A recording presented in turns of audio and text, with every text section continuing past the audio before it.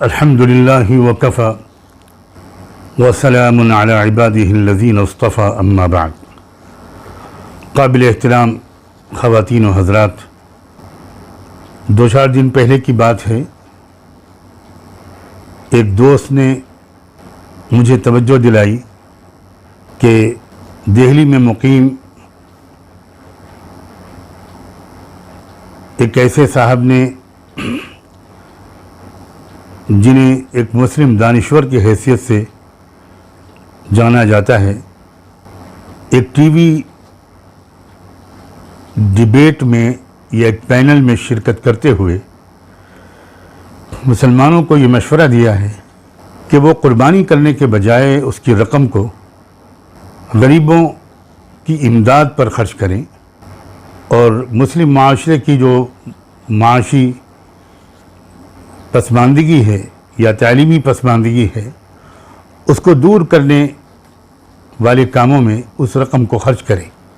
یہ بات کوئی نئی نہیں ہے، ہر کچھ دن کے بعد کچھ ایسے لوگ جن کی نیت پر شک کرنے کا تو ہم کو حق نہیں ہے، لیکن جن کے اسلام کے فہم میں بہت کمیاں نظر آتی ہیں، وہ اس طرح کے مشورے دیتے رہے ہیں۔ اور چونکہ ہر دور میں ایسے لوگ اچھی خاصی تعداد میں ہوتے ہیں اور ان کی تعداد بڑھتی جا رہی ہے،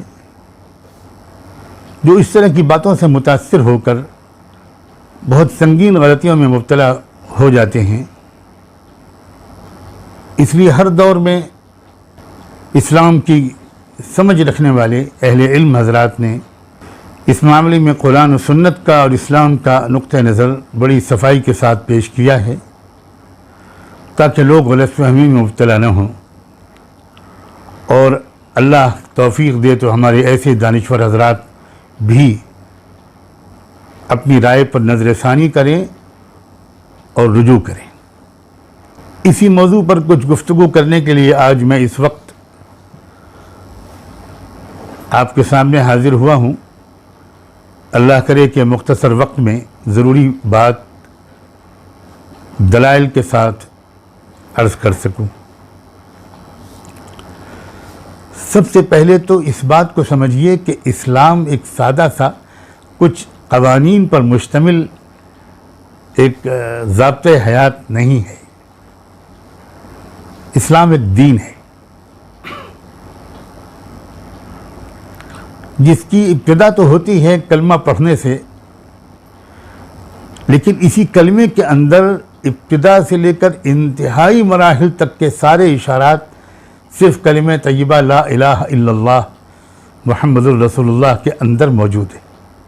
اگر ابتدائی درجہ یہ ہے کہ انسان اس بات کو مان لیتا ہے کہ مجھے کسی بت کی، کسی مورتی کی، کسی حجر شجر کی بندگی نہیں کرنی، اس کے سامنے سر نہیں جھکانا، اس کی عبادت، اس کی اپاسنا، اس کی پوجا نہیں کرنی، بندگی صرف رب العالمین کی کرنی ہے، ایک وحدہ لا شریک مالک کائنات، خالق کائنات کی کرنی ہے، اسی کے سامنے سر جھکانا ہے،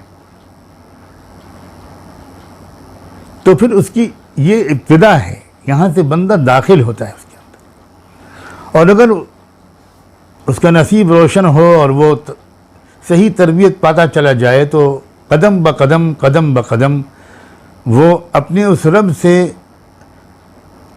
اپنے تعلق کو بڑھاتے ہوئے محبت اور عشق کے شیدائیت اور فدویت کے اس مرحلے تک پہنچ جاتا ہے جس میں وہ اس رب کی خاطر، اس رب کو خوش کرنے کے لیے، اس رب کی محبت کے اظہار کے لیے اس رب کے سوا ہر چیز کو لٹا دیتا ہے۔ ابتدائی درجہ بھی اسلام ہے اور انتہائی درجہ بھی اسلام۔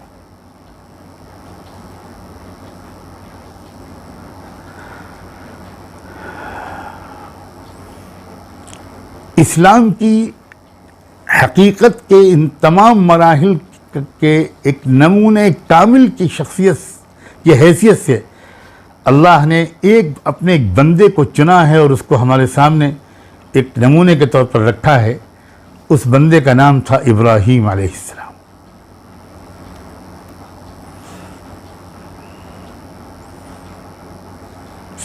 انہوں نے سب سے پہلے ابتدائی مرحلے کا اعلان کیا جب انہوں نے سورج، چاند اور ستاروں کی معبودیت کا برملا دلائل کے ساتھ انکار کرتے ہوئے آخر میں کہا انی وجہت وجہی للذی فطر السماوات والارض حنیفا وما انا من المشرکین، میں اس رب کے سوا جس نے آسمانوں اور زمین کو پیدا فرمایا ہے اس کے سوا میں کسی کو کی عبادت نہیں کروں گا۔ یہاں سے اعلان ہوتا ہے، آغاز ہوتا ہے۔ اور پھر آگے اگر آپ ذرا سا غور کریں ابراہیم علیہ السلام کی سیرت کی تاریخ پر، ایک خلاصے کے طور پر پیش کرتا ہوں۔ ہر کچھ دن کے بعد اس اللہ کی محبت میں انہوں نے کسی ایک محبوب کو قربان کیا۔ سب سے پہلے باپ کی محبت جب رکاوٹ بنی تو اس کو قربان کیا۔ جب اس باپ نے ان کو شرک و کفر پر مجبور کرتے ہوئے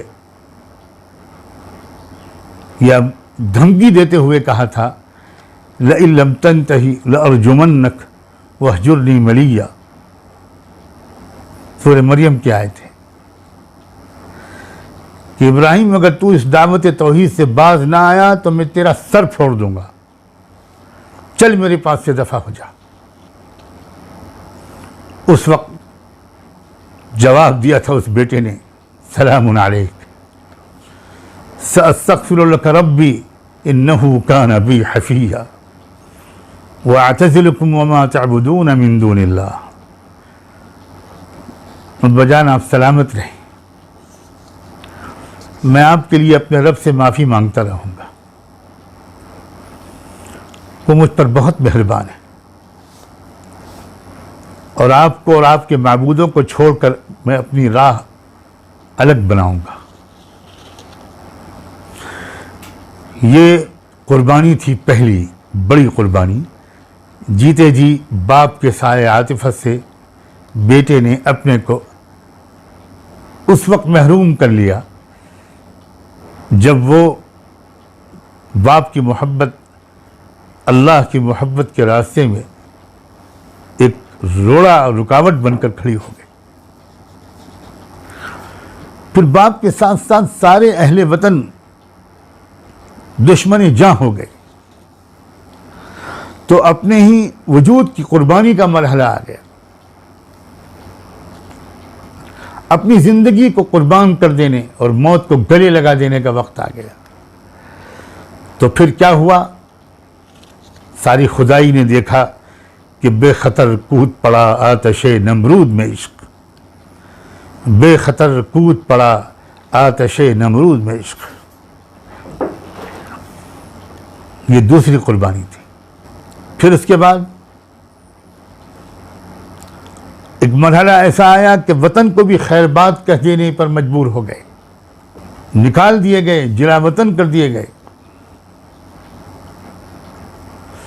جب لوگ ان کو آگ میں جلا کر مار دینے میں کامیاب نہیں ہو پائے تو اب وہاں پر رہنے کا تو کوئی سوال ہی نہیں تھا۔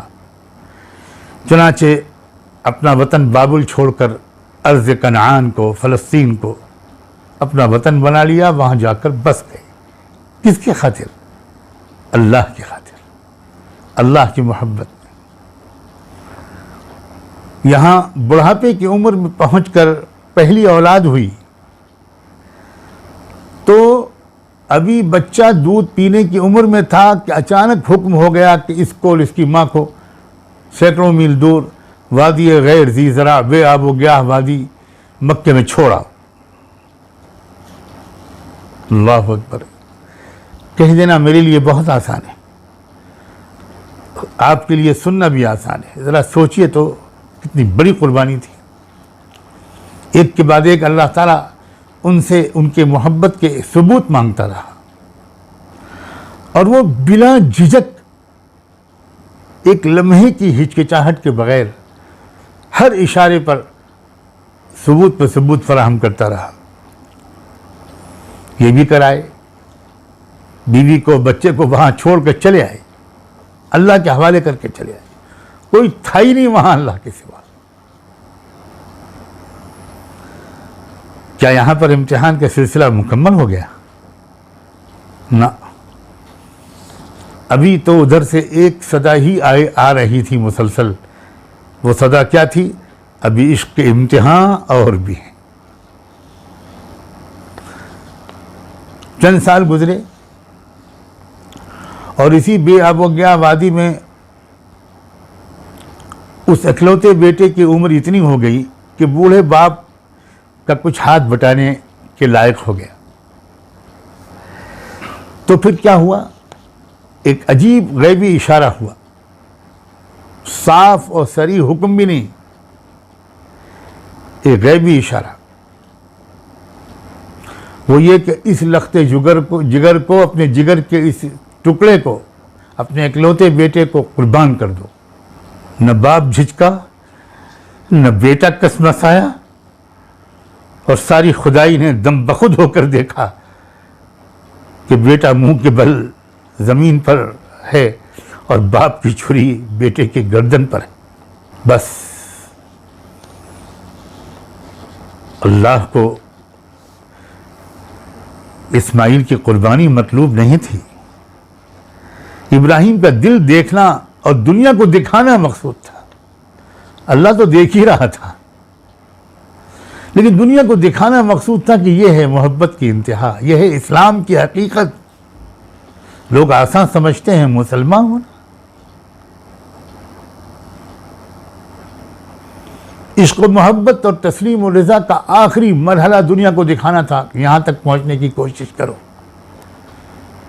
ہر کلمہ پڑھنے والے یہاں تک پہنچنے کی تمنا تو کرو، کوشش تو کرو، اپنی منزل کو پہچانو، تو اس طرف سفر تو شروع کرو۔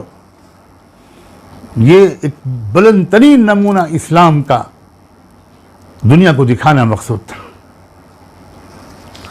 اور جیسے ہی یہ مرحلہ طے ہوا، اب ادھر سے ایک نئی ندا آئی۔ یہ ندا حل میم مزید کی نہیں تھی، نرخ بالا کن کے ارزانی ہنوز کی نہیں تھی، بلکہ یہ ایک سند تھی، ایک اعتراف تھا۔ ان ھذا لہو البلاء المبین۔ ہم بھی مانتے ہیں، اللہ تعالیٰ یہ تو اعلان کرتے ہیں کہ بے شک یہ بہت ہی کھلی ہوئی اور سخت جانچ تھی۔ یا ابراہیم قد صدقت الرؤیا، ابراہیم تم نے خواب سچا کر دکھایا۔ انا کذالک نجزی المحسنین، ہم صادقین و محسنین کو اسی انداز سے جزا دیتے آئے ہیں۔ یہ اس کا مطلب کیا ہوا؟ اس کا مطلب یہ ہوا کہ یہ صدق و وفا کا ایک رمز ہے، اور اس صدق و وفا تک پہنچنے والے اور پہنچنے کی کوشش کرنے والے جو بھی ہوں گے، ہم ان کو بھی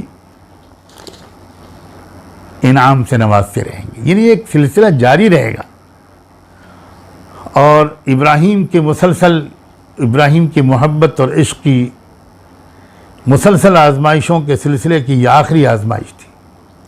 اس کے بعد مجدے جاں فضا سنا دیا گیا کہ وَإِذِ ابْتَلَىٰ إِبْرَاهِيمَ رَبُّهُ بِكَلِمَاتٍ فَأَتَمَّهُنَّ قَالَ إِنِّي جَاعِلُكَ لِلنَّاسِ إِمَامًا۔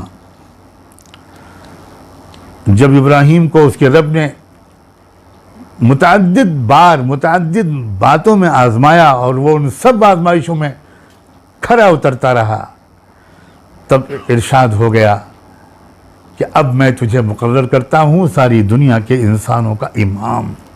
امام کی اقتدا کی جاتی ہے، امام ایک آئیڈیل ہوتا ہے، ایک نمونہ ہوتا ہے۔ تو اسلام کی حقیقت کیا ہے، اس کو سمجھانے کے لیے یہ سارے مراحل سے اللہ تعالیٰ نے گزروایا ابراہیم علیہ السلام کو، اور وہ کامیابی کے ساتھ گزرتے چلے گئے۔ اصل میں اسلام کی یہی حقیقت ہے۔ ہم عجمی لوگ جو عربی نہیں جانتے، وہ واقعہ یہ ہے کہ اسلام کی حقیقت کو سمجھنا ہمارے لیے بہت زیادہ آسان نہیں ہے، جب تک کہ ہم عربی زبان اور اسلام کے رشتے کو مضبوطی سے سمجھے نا۔ اسلام کا جو لفظ ہے عربی میں لٹریری طور پر، لغوی طور پر، آپ مذہبی مفہوم کو الگ کر دیجئے، اسلام کا جو لفظ ہے وہ ہے اپنے آپ کو مکمل طور پر حوالے کر دینا۔ اسی لیے اللہ تعالیٰ نے جب ابراہیم نے اپنے بیٹے اسماعیل کو قربانی کے لیے لٹا دیا تھا، انہوں نے لٹایا اور وہ اودھے منہ لیٹ گئے، اور دونوں بالکل اندر سے راضی برضا ہیں اس تلخ ترین گھونٹ کو بھی پی لینے کے لیے، اس لیے کہ اسی میں ان کے خیال میں رب کی رضا تھی۔ تو اس عمل کو جو اللہ تعالیٰ نے تعبیر کیا ہے قرآن میں، فرمایا فلما اسلما،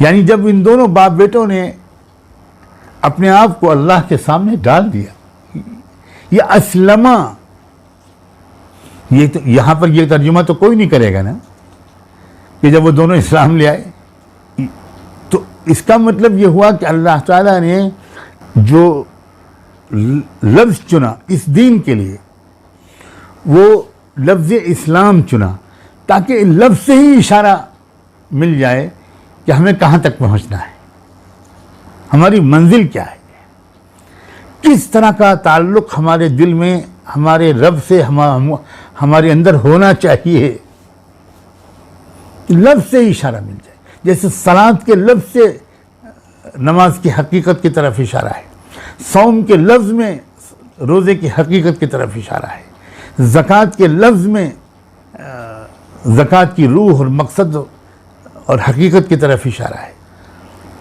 تو میرے محترم حضرات، اصل میں ملت ابراہیمی کی روح قربانی ہے، اور اللہ نے محمد الرسول اللہ صلی اللہ علیہ وآلہ وسلم کو ملت ابراہیمی ہی پر بھیجا ہے۔ صاف صاف اللہ تعالیٰ نے ان سے فرما دیا تھا کہ یہ بات واضح کر دینا کہ اللہ نے مجھے جو راستہ دکھایا ہے وہ راستہ کوئی نیا نہیں ہے، ملت ابراہیم ہی ہے۔ قُلْ إِنَّنِي هَدَانِي رَبِّي إِلَىٰ صِرَاطٍ مُسْتَقِيمٍ دِينًا قِيَمًا مِلَّةَ إِبْرَاهِيمَ حَنِيفًا۔ اب سنیے، اسی روح کو یاد دلانے کے لیے اس بات کو ذرا اور غور سے سنیے گا، یہ بات کہ اسلام کی حقیقت کیا ہے، تمہیں کہاں تک پہنچنا ہے، اس کو واضح کرنے کے لیے اور اس منزل تک پہنچنے کے لیے عزم و حوصلہ اپنے اندر پیدا کرنے کے لیے، ہر ایمان والا اور ایمان والی کے اندر یہ عزم و حوصلہ تازہ ہوتا رہے، اللہ تعالیٰ نے اس رسم عاشقی کو جو باپ بیٹے نے قائم کی تھی اس کو دوام بخش دیا، کیونکہ اس ذریعے سے جتنی آسانی کے ساتھ ابراہیمی خاندان کی اس قربانی کو یاد کرنے کا موقع ملتا ہے، اگر یہ رسم قربانی نہ ہوتی تو میں قسم اٹھا کے کہنے کو تیار ہوں کہ اس مزاج کو، اس والہانہ محبت کو، اس سپردگی کو، اسلام کی اس حقیقت کو، اللہ کی محبت کی اس تکمیلی اور انتہائی منزل کو اس طرح یاد کرنا ہمارے لیے آسان نہ ہوتا۔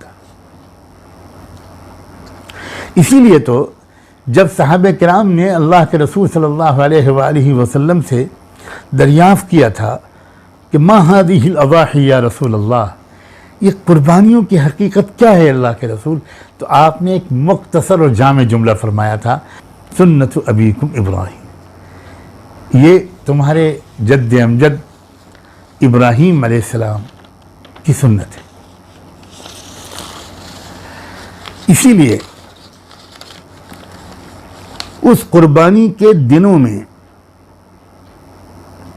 کوئی عمل انسان بڑے سے بڑی نیکی کر لے، اللہ کو اتنا پسند نہیں ہے جتنا اس دن اس رسم عاشقی کی ادائیگی قربانی کا عمل پسند ہے۔ بہت اہم بات ہے جو میں یہ بات عرض کر رہا ہوں، اور یہ اپنی طرف سے نہیں عرض کر رہا ہوں، ام المومنین سیدہ عائشہ رضی اللہ تعالی عنہا راوی ہیں، حدیث صحیح اور مضبوط حدیث ہے، جس میں یہ فرمایا ہے، اللہ کے رسول صلی اللہ علیہ وسلم نے ان کا یہ ارشاد نقل کیا ام المومنین سیدہ عائشہ نے کہ ما عمل ابن آدم من عمل یوم النحر احب الی اللہ من احراق الدم. قربانی کے دن ابن آدم کا کوئی عمل اللہ کو اتنا محبوب نہیں جتنا قربانی کا عمل. دیکھیے اس دن اس کا یہ حدیث تو یہ بتاتی ہے کہ اس دن آپ 10,000 کروڑ ڈالر غریبوں میں بانٹ دیجئے لیکن قربانی نہ کیجیے. تو اس دن یہ 10,000 کروڑ ڈالر بھی آپ کا خرچ کر دینا اللہ کو اتنا پسند نہیں آئے گا جتنا کہ اس دن اس رسم عاشقی کو ادا کرنا اور قربانی پیش کرنا اللہ کو پسند آئے گا. اب یہ ہماری سمجھ میں نہ آئے تو ہم اپنی عقل کا ماتم کریں. اللہ کا دین ہماری عقلوں کے تابع نہیں ہے. کچھ حضرات ایسی باتیں کرتے ہیں، کہتے ہیں قربانی تو اصل میں صرف حج میں ہوا کرتی تھی. کیسی بات ہے؟ قرآن کا ترجمہ پڑھ لیتے ہیں لوگ اور اس کے بعد سارے مسائل کے سلسلے میں اپنی آزادانہ رائے قائم کرنے کا اپنے کو اہل سمجھتے ہیں. یہ کیا انارکی ہے؟ یہ کیا انارکی ہے؟ اگر میں اردو میں میڈیکل سائنس کی کتاب پڑھ لوں اور کوئی میڈیکل تعلیم باقاعدہ حاصل نہ کروں، کسی ماہر ڈاکٹر کے زیر نگرانی اس کا جونیئر بن کے میں کچھ نہ سیکھوں، نہ پریکٹیکلی سیکھوں، نہ تھیوری سیکھوں، اپنے ذاتی مطالعے سے میں ڈاکٹر بن جاؤں، تو میری جگہ تو جیل ہوگی. یہ اسلام ہی ایسا مسکین ہے کہ اس کے لیے نہ کسی سند کی ضرورت، نہ اس کے لیے کسی نصاب کا ماہر بننے کی ضرورت، نہ ماہرین کے زیر سایہ قرآن و سنت کو سمجھنے کی کوئی ضرورت، سمجھنے کی کوشش کرنے کی کوئی ضرورت ہے. بہت تکلیف دہ بات ہے. اسے کسی قیمت پر اس کی اجازت کوئی دنیا کا سمجھدار آدمی نہیں دے سکتا. آپ نے فزکس میں پی ایچ ڈی کیا اور آپ وائس چانسلر بن گئے، مگر آپ کورٹ میں پہنچ گئے کہ مجھے بحث کرنی ہے اس کیس میں. آپ کر سکتے ہیں کیا؟ اگر کوئی آپ کو منع کرے گا تو آپ کہیں گے کہ بھئی اس ملک میں مجھ سے بڑا فزکس کا ماہر ہی کوئی نہیں ہے، میری 5 کتابیں ہیں فزکس پر. تو آپ کو میرا خیال میں اسپتال بھیجا جائے گا. اگر جیل نہیں بھیجا جائے گا تو اسپتال تو ضرور بھیجا جائے گا. اللہ کے رسول صلی اللہ علیہ وسلم کا معمول تھا، 10 سال آپ کا مدینہ میں قیام رہا. حدیث میں صاف آتا ہے اقام رسول اللہ صلی اللہ علیہ وآلہ وسلم بالمدینہ 10 سنین یضحی. ہر سال آپ قربانی دیتے تھے اور زندگی کہ ایک سال کے عوض آپ نے آخری سال میں قربانی کی. عجیب آپ کا ایک جذبات تھے اس عمل کے ساتھ. یہاں تک کہ آپ نے صرف عمل سے نہیں اس کی اہمیت، آپ نے تو یہاں تک ارشاد فرما دیا تھا کہ جس شخص کی حیثیت ہو قربانی کرنے کی اور وہ قربانی نہ کرے، وہ ہرگز عید الاضحیٰ کی نماز پڑھنے کے لیے ہمارے عیدگاہ کے قریب نہ پھٹکے. من کان لہ یسار فلم یضحی فلا یقربن مصلانا. اتنی اہم بات، اتنی اہم بات، اس کی اتنی اہمیت ہے.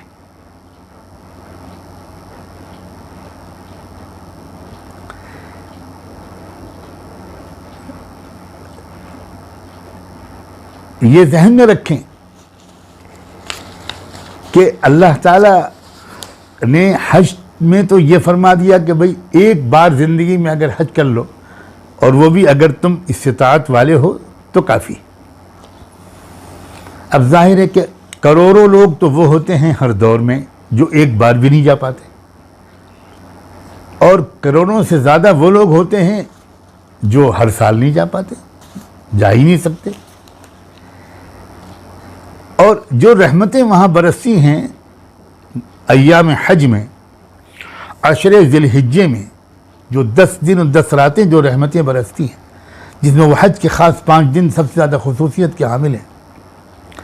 اب اللہ کی رحمت یہ چاہتی ہے اور ایک ایمان والے کی یہ تمنا ہوتی ہے کہ ان رحمتوں کے کچھ چھینٹیں ہم کو بھی تو مل جائیں.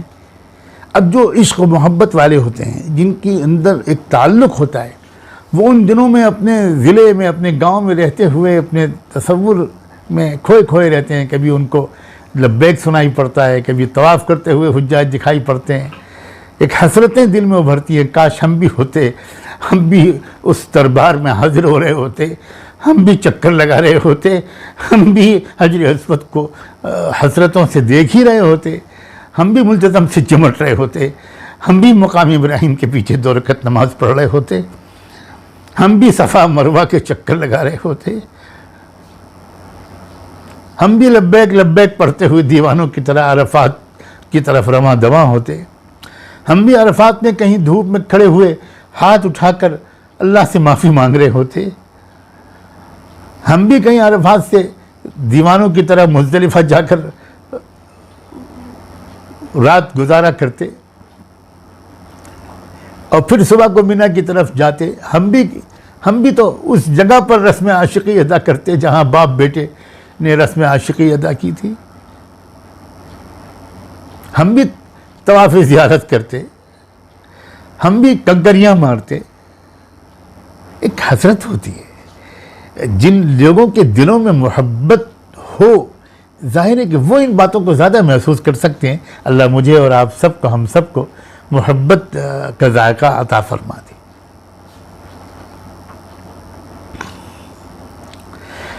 اللہ نے دور رہ جانے والے اپنے کروڑوں امتیوں, اپنے محبوب کے امتیوں کی تسکین کے لیے کچھ انتظام فرمائے.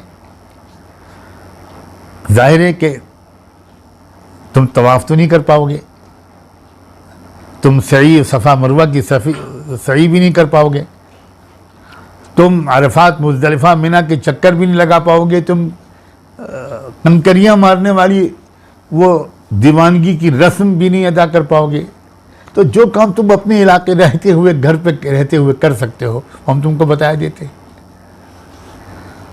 تم عید الاضحیٰ کے دن جوق در جوق عیدگاہ کی طرف جانا اور لبیک کے بجائے ہم تم کو ترانہ دیتے ہیں تو تم اپنے مقام پر پڑھ سکنا. تم دہراتے ہوئے جانا اللہ اکبر لا الہ الا اللہ واللہ اکبر وللہ الحمد. تم یہ کر سکتے ہو, یہ کرنا. تم عیدگاہ میں جمع ہو کر وہاں عید کی نماز پڑھنا. تم عرفات میں جمع نہیں ہو سکتے, مینا میں جمع نہیں ہو سکتے, حرم شریف میں نہیں ہو سکتے, اپنے شہر کی عیدگاہ میں جمع ہونا, وہاں تکبیرات بلند کرنا. تم عرفات کا خطبہ نہیں سن سکتے, مینا کا خطبہ نہیں سن سکتے, تو تم عید کا خطبہ سننا, پھر ترانہ پڑھتے ہوئے گھر واپس آنا, اور حجاج کی طرح تم وہاں اپنے مقام پر رہتے ہوئے قربانی کرنا تاکہ اس رسم عاشقی کے ادائیگی میں تمہارا بھی حصہ ہو, تمہارے اندر بھی یاد تازہ ہو اس محبت کی. پھر تمہارے اندر ایک نیا ارادہ پیدا ہو کہ میں ایک رسمی قسم کا, خوش قسم کا, ضابطے والا اللہ سے تعلق پر قناعت نہیں کروں گا, میں محبت اور رابطے والے تعلق کو حاصل کرنے کی کوشش کروں گا. تم جس طرح احرام کی حالت میں وہاں جب تک احرام کھلتا نہیں, حاجی کوئی بال نہیں کاٹ سکتا, ناخن نہیں کاٹ سکتا, تو تم بھی اپنے علاقے میں ذی الحجہ کے چاند نکلنے سے پہلے ذی الحجہ کے چاند نکلتے ہی قربانی تک تم اپنے بال مت کاٹنا, تم بھی اپنے ناخن مت کاٹنا. تو تم کو یاد آئے گا نا, تم آئینہ دیکھو گے اور تم دیکھو گے کہ مونچھیں بڑی ہوئی ہیں, ناخن بڑھے ہوئے ہیں, اب ایک دم سے خیال آئے گا نہ ان دنوں میں نہیں کاٹ سکتا. تو ایک مشابہت تو حاصل کر لو, تھوڑی سی مشابہت سے ایک دل کا رابطہ قائم ہو جاتا ہے, اور وہ دل کا رابطہ ہی تو اصل ہے. تو یہ ذہن میں رکھیے, اس غلط فہمی میں نہ رہیے کہ قربانی نہ کر کے غریبوں کی مدد کر دینا کافی ہو جائے گا.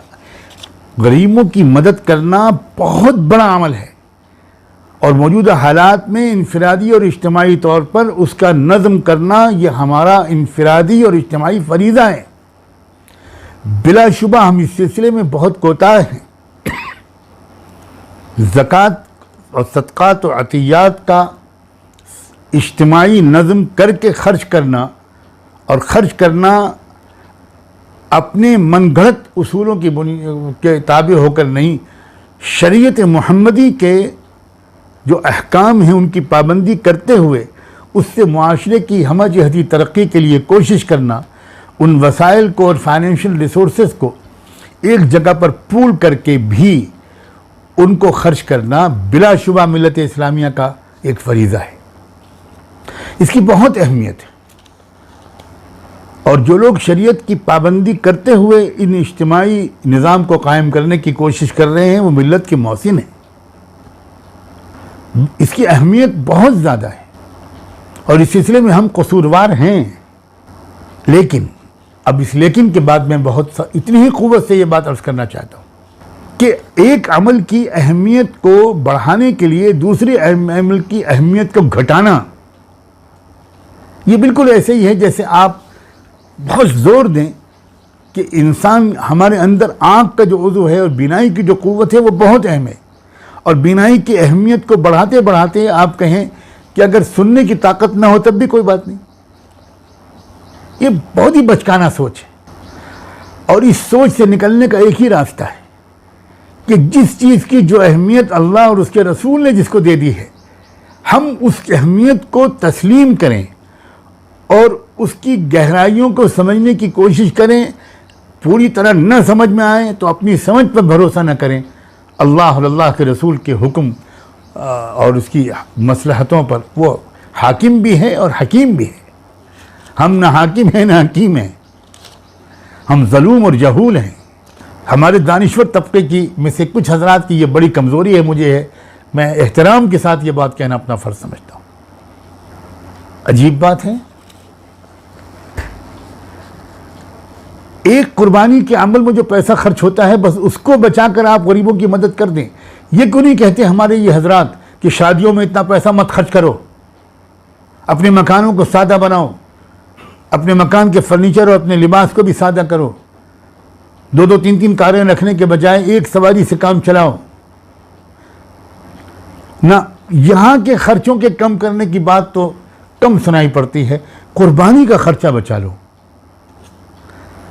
کل کو کوئی کہے گا کہ یہ قربانی کا خرچہ بچانے کے سے کام نہیں چلے گا، یہ حج پر جو اربوں روپے خرچ ہوتا ہے، کھربوں روپے، اس کو ختم کرو اور اپنے اپنے علاقے کے اندر منصوبے، معاشی منصوبے مسلمانوں کی ترقی کے لیے شروع کرو۔ یہ بہت ہی بچکانہ باتیں ہیں، میں اور کیا لفظ استعمال کروں، یہ بہت سطحی باتیں ہیں۔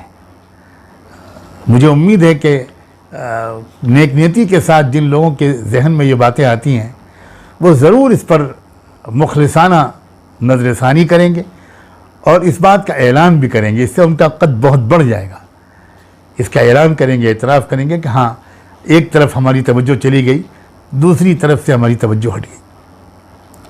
ایک بات اور ذہن میں رکھیے، اسلام کی جو ایک خوبصورتی ہے وہ یہ ہے کہ وہ ایک طرف تو بندے اور رب، عبد اور معبود کے درمیان کے تعلق کو آخری منزل تک پہنچانا چاہتا ہے، جو رتبہ احسان ہے، جو مرتبہ عاشقی ہے، اور دوسری طرف وہ بندوں کو کہ آپس کے باہمی تعلق کو بھی انتہائی بلندیوں تک پہنچانا چاہتا ہے۔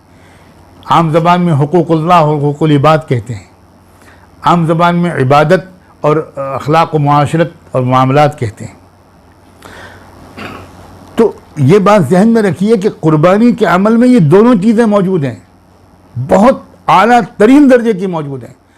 قربانی میں جو عبودیت کا پہلو ہے، بندگی اور محبت اور عاشقی کا پہلو ہے، وہ تو میں نے عرض کر دیا، لیکن اب آپ سے میں عرض کرتا ہوں اسی قربانی میں معاشی جو فلاح و بہبود و ترقی ہے اور مادی امداد ہے وہ بھی اس پیمانے کی ہوتی ہے، اس قربانی کے عمل کے ذریعے کہ آپ اس کو مائنس کر دیجئے تو آپ کی امداد ان لوگوں تک پہنچ ہی نہیں سکتی جن کی امداد قربانی کے عمل کے ذریعے جن تک امداد پہنچ جاتی ہے۔ سب سے پہلے یہ جانور پالنے والے جو ہمارے بھائی ہیں، یہ برادریاں اور خاندان اور کنبے ہیں جن کے نسلی پیشہ ہے یہ، اور وہ سال بھر جانور پالتے ہیں، کروڑوں روپے کی مالیت، ہزاروں کروڑ کی مالیت کے جانور پوری دنیا میں پالے جاتے ہیں، اور وہ ایک دو تین دن ہوتے ہیں، اس دن ان کی سال بھر کی جو ان کی محنت ہے اس کی کمائی ان تک پہنچتی ہے۔ یہ بہت بڑا امداد کا ذریعہ ہے، لوگ اس کو محسوس نہیں کرتے۔ آج اگر قربانی کا عمل رک جائے تو یقین مانیے میں نے کوئی اس پر کوئی اسٹیٹسٹیکل سروے تو نہیں کیا، کاش کہ کوئی کر سکتا ہے، آسانی سے ہو بھی سکتا ہے۔ اگر قربانی کا عمل مان لیجیے فرض کیجیے روک دیا جائے پوری دنیا میں، تو ان کروڑوں انسانوں کو فاقے کی نوبت آ جائے۔ نمبر 1۔ نمبر 2، ہم لوگ اس بات سے اچھی طرح واقف ہیں کہ آج کے دور میں بھی ہمارے ارد گرد بسنے والے ایسے لوگ ہوتے ہیں جن کو مہینوں کوئی اچھی نیوٹریشس غذا نہیں ملتی، ان کو کوئی تقویت بخش غذا نہیں ملتی۔ اور آج کل تو جو کورونا وائرس کے زمانے میں جو صورتحال ہے، وہ تو اچھوں کو نہیں مل رہی ہے غذائیں، بے روزگار ہو گئے ہیں لوگ۔ اس وقت تو قربانی کے عمل کو بڑھا دینے کی ضرورت ہے، اور اس گوشت کی تقسیم ایسے پیمانے پر کی جائے کہ ہمارے وہ بھائی اور بہن اور وہ بچے اور وہ بوڑھے، ہماری وہ عورتیں جو بچوں کو دودھ پلاتی ہیں، ہماری وہ عورتیں جو جن کے پیٹوں میں بچے ہیں، ان کو اگر گوشت ملے گا تو ان کو جس طرح کا پروٹین ملے گا، جس طرح کی ان کو قوت بخش غذا ملے گی، یہ معاشرے کی مادی مدد کا جو پہلو اس میں ہے، قربانی کو مائنس کر دیجئے، بہت بڑی معاشی اور مادی مدد کا سورس ہم بند کر دیں گے۔ ہم لوگ جو اجتماعی قربانی کا نظم کرتے ہیں اور وہ تقسیم کرتے ہیں، ان سے پوچھئے کہ وہ جب جاتے ہیں ان جھگی جھوپڑیوں میں، ان سلم ایریاز میں، اور وہ گوشت جب وہاں پر دیتے ہیں تو ان کو وہ کس طرح لیتے ہیں، وہ لوگ ان کو کتنی بڑی نعمت ملتی ہے۔ خصوصاً اس سال کے بارے میں تو میں پھر توجہ دلانا چاہتا ہوں، ہمارے ملک میں کئی جگہ پر طوفان بھی آئے، اور بے روزگاری تو پچھلے 4-5 مہینے سے چل ہی رہی ہے اس کووڈ-19 کی وجہ سے۔ تو اس کی وجہ سے جو صورتحال ہے، گھر گھر فاقے ہو رہے ہیں، اور غذائی بحران ہے، زبردست غذائی بحران ہے۔ تو یہ تو قربانی کے بڑھا دینے کا وقت ہے، مگر قربانی کا گوشت اکیلے خود نہ کھایا جائے، بلکہ جو اللہ تعالیٰ نے خود بتایا فَكُلُوا مِنْهَا وَأَطْعِمُوا الْقَانِعَ وَالْمُعْتَرَّ، قربانی کا گوشت کھانا بھی چاہیے، شوق سے کھانا چاہیے۔ جن لوگوں کو اس رسم عاشقی کا کچھ تھوڑا سا بھی ادراک ملا ہے، ہم نے ان کو دیکھا ہے، اور حدیث میں اشارہ آتا ہے کہ یہ قربانی کا گوشت اللہ کی طرف سے تمہاری میزبانی ہے، تم اللہ کے مہمان اپنے کو سمجھ کر کھایا کرو، اللہ کھلا رہے ہیں، اللہ کے دسترخوان پہ بیٹھے ہو تو اس میں خاص روحانیت بھی ہوتی ہے۔ میں اس وقت اس پر تفصیلی کلام نہیں کروں گا، ذرا زیادہ بھاری غذا ہو جائے گی، ورنہ میں نے بزرگوں کو دیکھا ہے جو قربانی کا گوشت بہت تقسیم کرنے کے ساتھ تھوڑا سا اتنا بچا کر سکھا کر رکھتے ہیں کہ وہ سال بھر تھوڑا تھوڑا اس کو استعمال بھی کرتے ہیں، اور آنے والے ان کے عزیز ترین مہمانوں کے سامنے جو سب سے زیادہ قیمتی ڈش وہ پیش کرتے تھے تو وہ قربانی کے گوشت کی ڈش ہوتی تھی۔ ایک تقویٰ پیدا ہوتا ہے قربانی کے گوشت کے کھانے سے، اگر صحیح نیت کے ساتھ کی گئی ہو قربانی اور وہ مقبول ہوئی ہو اللہ کے ہاں، تو اس گوشت کے کھانے کے سے بھی اندر ایک روحانیت بھی پیدا ہوتی ہے غذائیت کے علاوہ۔ پھر قربانی کے کھالے آپ ذرا غور فرمائیے، کتنا بڑا یہ ایک اللہ تعالیٰ نے ایک راستہ کھولا ہے کہ اس قربانی کی کھال کا ایک بہت بڑا مصرف بتایا گیا کہ تم اس کو غریبوں میں تقسیم کرو، اس کی قیمت غریب لوگ اس کا فائدہ اٹھائیں۔ اس کی جو اکنامک اہمیت ہے اس کو ہم اور آپ محسوس نہیں کرتے، ہمارا کچھ لوگ ہیں جو محسوس کرتے ہیں، چنانچہ انہوں نے قربانی کے جانور کی کھالوں کی قیمت گھٹا دیتے ہیں تاکہ ان غریبوں کا بھلا نہ ہونے پائے جن غریبوں کا بھلا ہو سکتا تھا۔ تو دشمن تو سمجھتا ہے اس کی اہمیت کو، کچھ ہم میں سے کچھ لوگ نہ سمجھیں تو یہ زیادہ غم کی بات ہے۔ پھر یہ قربانی، میں آپ بات کو ذرا لمبا نہیں کرنا چاہتا، یہ قربانی چلی آ رہی ہے ملت ابراہیمی کے زمانے سے مسلسل، اس کی بہت اللہ تعالیٰ نے اس کو واضح کیا ہے کہ یہ گویا نئی چیز نہیں ہے جو دی گئی ہے، یہ تو اس وقت سے شروع ہوئی، تمام انبیاء علیہ السلام کی شریعت میں رہی اور اس کو عام کر دیا محمد رسول اللہ صلی اللہ علیہ وآلہ وسلم نے۔ جو رشتہ ہے محمد رسول اللہ کا ملت ابراہیمی سے، اس میں ایک تو احیاء کا تعلق ہے، ملت ابراہیمی کو اثرنو زندہ کیا ہے محمد رسول اللہ نے، اور حشو و زائد سے پاک کیا ہے، جو چیزیں اس میں باہر سے آئی تھیں ان کو اس میں سے نکالا ہے اور مکمل کیا ہے۔ آپ کہہ سکتے ہیں کہ ایک مکمل انسانی تہذیب کے بانی اول تھے سیدنا ابراہیم، اور اس کو مکمل کرنے والے ایک تکمیلی شخصیت کی حیثیت سے رہبر دو عالم محمد رسول اللہ کا تحفہ اللہ نے دعائے ابراہیمی کے طفیل انسانیت کو عطا فرمایا۔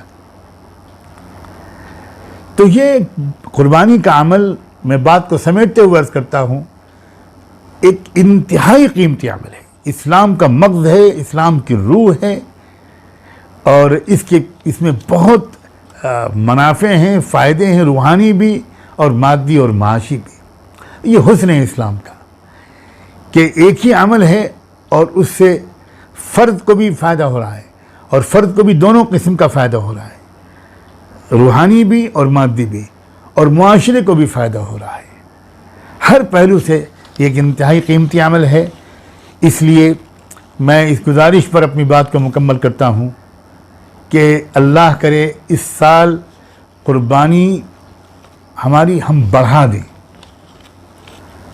تھوڑا سا بوجھ اپنے اوپر بڑھا دیں۔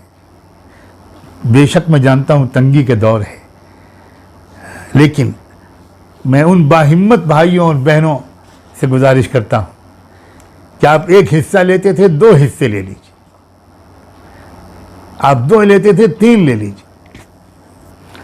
جیسے کہ ہمارے یہاں رواج ہے الحمدللہ کہ کچھ لوگ قربانی جب کرتے ہیں تو اس میں حضرت ابراہیم علیہ السلام کے نام پر بھی ایک حصہ لے لیتے ہیں یا چھوٹا جانور قربان کر دیتے ہیں۔ حضرت اسماعیل، حضرت حاجرہ، حضور پاک صلی اللہ علیہ وآلہ وسلم، دیگر اپنے اکابر و محسنین، اسلاف، علماء ربانیین، اپنے والدین، آباء و اجداد، یعنی اگر ذرا سی بھی گنجائش اور ہمت ہو تو کچھ زیادہ کر کے زیادہ سے زیادہ غریبوں میں اس گوشت کو پہنچانے کی اس سال کوشش بڑھا دیجیے، اور یہ غلطی بالکل مت کیجیے گا کہ قربانی کرنے کے بجائے کچھ پیسے اجتماعی ترقی کے لیے دے دیے جائیں۔ اجتماعی ترقی کے لیے ضرور اپنی مال لگائیے، وقت لگائیے، صلاحیتیں لگائیے، لیکن قربانی کو مت چھوڑیے۔ یہ عمل ان دنوں میں اس عمل کی جو اہمیت ہے وہ میں نے آپ کے سامنے عرض کرنے کی کوشش کی ہے۔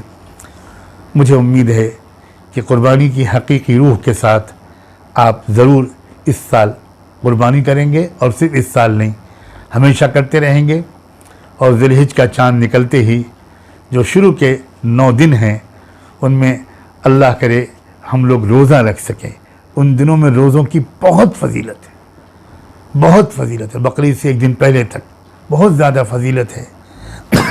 اور ان 10 راتوں کی تو اللہ تعالیٰ نے سورہ فجر میں اس کی اہمیت کی طرف اشارہ کرتے ہوئے ان کی قسم تک کھائی ہے، والفجر ولیال عشر۔ اور علماء کرام سے درخواست کیجیے کہ وہ آپ کو آن لائن یا کسی اور طریقے سے وہ ذی الحجہ کی 10 دن 10 راتوں کی اہمیت کے بارے میں کچھ ضروری معلومات دے دیں، تاکہ ہم لوگ شروع سے ان دنوں اور راتوں کو ذرا تیاری کے ساتھ گزاریں۔ اللہ تبارک و تعالی سلامت رکھے، ہم سب کو نیک توفیق عطا فرمائے، اور علمی اور عملی غلطیوں سے ہم سب کی پوری حفاظت فرمائے۔ وآخر دعوانا ان الحمد للہ رب العالمین۔